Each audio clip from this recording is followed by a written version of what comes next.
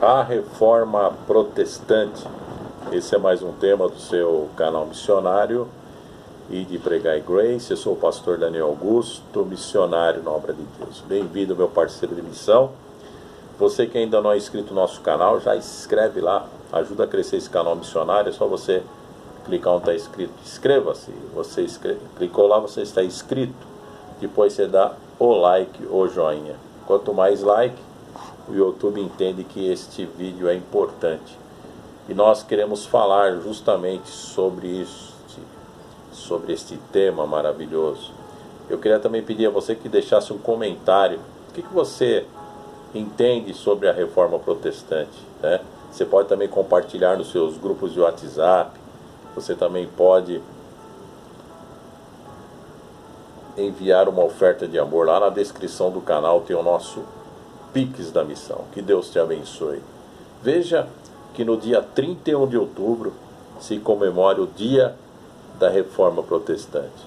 E você que não sabe o que é a Reforma Protestante, quero ler aqui um pouquinho sobre esse tema. Veja o que diz o texto.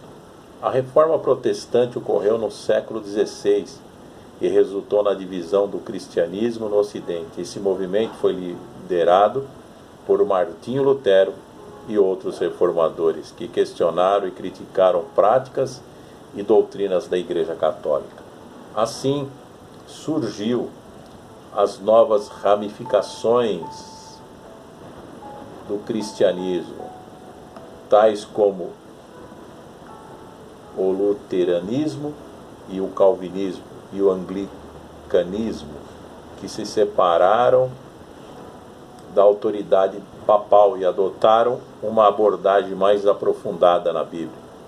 No dia 31 de outubro de 1517, Martinho Lutero fixou na porta da igreja do castelo as 95 teses que criticavam certas práticas da Igreja Católica. Este fato é considerado o estopim da reforma que mudaria para sempre o cristianismo. Atualmente, luteranos de todo o mundo comemoram nesse dia o dia da Reforma Protestante. Como se iniciou a Reforma de Lutero? A Reforma Protestante foi iniciada por Martinho Lutero em 1483 a 1546, monge agostiniano, alemão e professor da Universidade de Wittenberg. Ele negava algumas práticas difundidas pela Igreja. Em 1517, revoltado com a venda de indulgências realizada pelo dominiciano João Tetzel, Lutero escreveu em documento com 95 pontos criticando a Igreja e o próprio Papa. Estas 95 teses de Lutero teriam sido pregadas na porta de uma igreja a fim de que seus alunos lessem e se preparassem para um debate em classe. Alguns estudantes imprimiram e leram com a população e espalhando as críticas à Igreja Católica. Em 1520, o Papa Leão X redigiu uma bula condenando Lutero e exigindo a sua retratação. Lutero queimou a bula em público, o que agravou a situação. Já em 1521, o imperador Carlos V convocou uma assembleia chamada Dieta de Worms, no qual o monge foi considerado herege. No entanto, Lutero foi acolhido por parte da nobreza alemã, que simpatizava com as suas ideias e refugiou-se no castelo de Wartburg. Então veja aí, queridos, a Reforma Protestante vem de Lutero, né? Um homem que começou a estudar a palavra de Deus. Em muitos tempos, quando a Bíblia ela ficava guardada somente numa sala secreta, onde só o Papa ele tinha acesso. Mas um dia Martinho Lutero teve acesso e começou a ver os erros que aconteciam lá dentro.